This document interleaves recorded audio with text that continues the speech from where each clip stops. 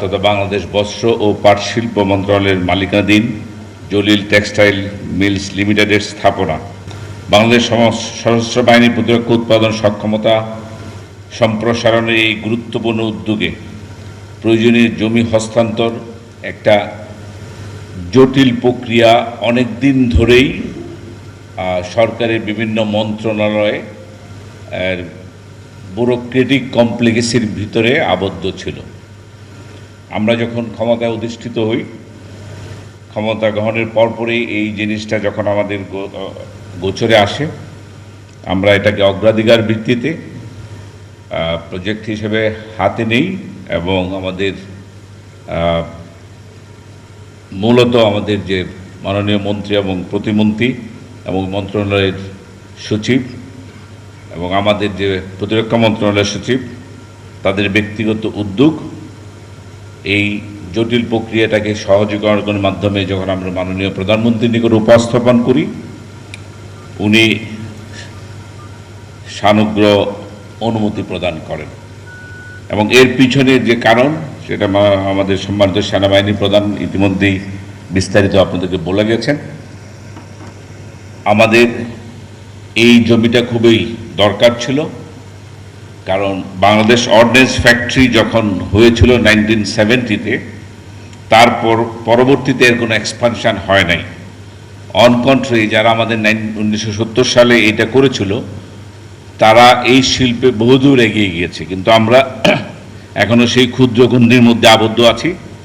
So আমাদের এই সরকারের যে মূল লক্ষ্য, প্রতিরক্ষা ব্যবস্থায় নিজস্ব শিল্প উৎপাদন এবং পরবর্তীতে নিজস্ব চাহিদা পূরণ করে সেটাকে রপ্তানিমুখ করাই আমাদের এই ধরনের সম্প্রসারণের মূল লক্ষ্য।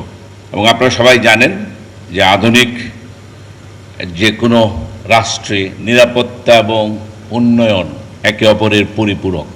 সম্মানিত সেনাবাহিনী প্রধান ইতিমধ্যেই বলে গেছেন যে আমরা এই প্রতিরক্ষার উপরে কতটুকু গুরুত্ব দিচ্ছি, সেটা ইতিমধ্যেই গত 6 মাসে আপনারা নিশ্চয়ই অনুধাবন করতে পেরেছেন।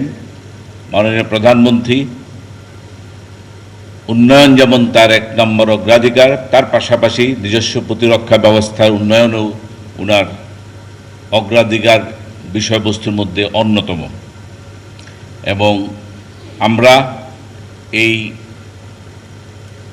উন্নয়ন এর অংশ হিসাবে ইতিমধ্যেই আমাদের যে নির্বাচনী ইশতেহার ছিল, তার মধ্যে প্রতিরক্ষা শিল্প গঠনের ব্যাপারে আমরা জাতির কাছে দায়বদ্ধ। এবং এই প্রতিরক্ষা ইন্ডাস্ট্রি ডেভেলপমেন্ট করার জন্য প্রথম উদ্যোগ বলা যায় আমাদের এই জলিল টেক্সটাইল মিলের জায়গাকে আমাদের বাংলাদেশ সেনাবাহিনীর নিকট হস্তান্তর করা। এবং এই সংযোজন আমাদের দৃঢ় বিশ্বাস, আমাদের যে অভিষ্ট লক্ষ্য, আমরা যেখানে আমাদের নিজস্ব সক্ষমতা বৃদ্ধির পাশাপাশি এটাকে কীভাবে রপ্তানিমুখী করা যায় সেদিকে নিজেদেরকে আরও সম্পৃক্ত করা। মাননীয় প্রধানমন্ত্রীর বাংলাদেশ ফার্স্ট দর্শন, যার মূল কথা অত্যন্ত পরিষ্কার, সেটা হলো রাষ্ট্রীয় সিদ্ধান্ত জাতীয় উন্নয়নের প্রতিটি ক্ষেত্রে বাংলাদেশের সার্বভৌমত্ব, নিরাপত্তা, স্বার্থ ও জনগণের কল্যাণের সর্বোচ্চ অধিকার। বাংলাদেশ ফার্স্ট বলতে আমরা কিন্তু সেটাই বুঝি। সশস্ত্র বাহিনীর ক্ষেত্রে এর অর্থ আমাদের প্রয়োজনীয় সক্ষমতা অনুযায়ী সশস্ত্র বাহিনীকে গড়ে তোলা, জাতীয় সম্পদের সর্বোচ্চ ব্যবহার নিশ্চিত করা এবং কৌশলগতভাবে গুরুত্বপূর্ণ ক্ষেত্রে বিদেশের উপর অতিরিক্ত নির্ভরতা কমিয়ে আনা। এই দর্শনের বাস্তবিক রূপ হলো দেশীয় শিল্পের, প্রতিরক্ষা শিল্পের বিকাশ। একটা জিনিস আপনারা নিজেরাও বোঝেন, যুদ্ধের সময় আমাদেরকে কেউ, আমাদের যে ভৌগোলিক অবস্থান, অন্য দেশের উপর নির্ভরশীল হয়ে আমরা কখনো দীর্ঘমেয়াদী যুদ্ধ চালাতে পারবো না। সো আমাদের একটা আনইন্টারাপ্টেড সাপ্লাই চেইন লাগবে এবং সেই সাপ্লাই চেইন আমরা অবশ্যই প্রতিষ্ঠিত করব এবং সেটা করার জন্যই আমাদেরকে এই প্রতিরক্ষা শিল্পকে প্রতিষ্ঠিত করতে হবে।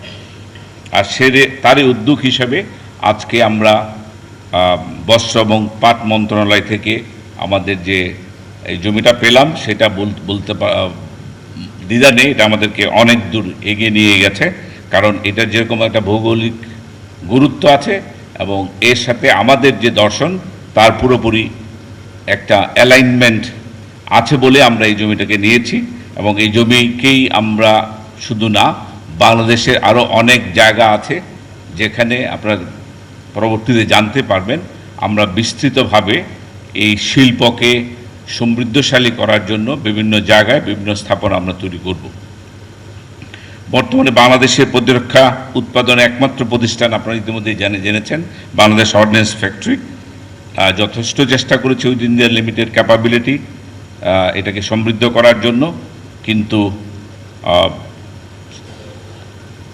রাষ্ট্রীয় অনিচ্ছায় বলবো এর যেরকম বিকাশ হওয়া উচিত ছিল সেটা করা হয়নি।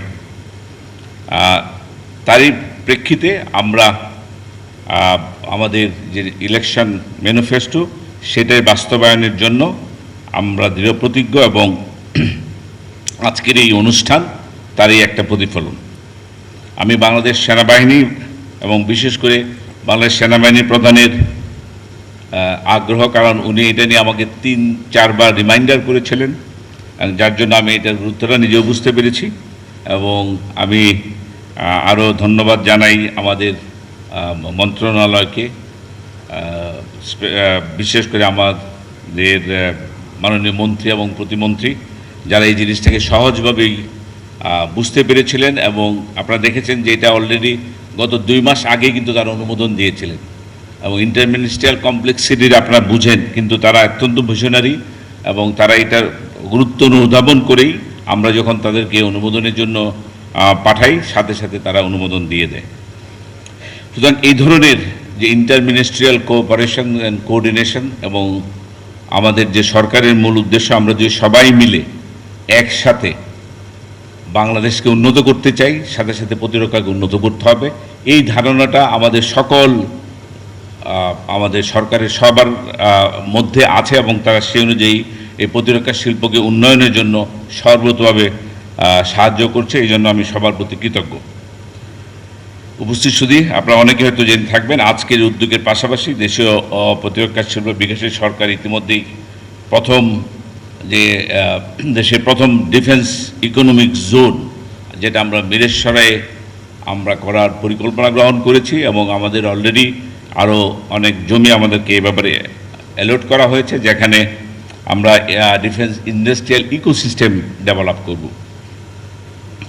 এবং যেটা মাননীয় সম্মানিত সেনাবাহিনী প্রধান বলেছেন যে আমরা একটা সময় এটাকে বাহিরে রপ্তানির জন্য, অন্যান্য দেশে রপ্তানির জন্য আমরা পরিকল্পনা গ্রহণ করেছি।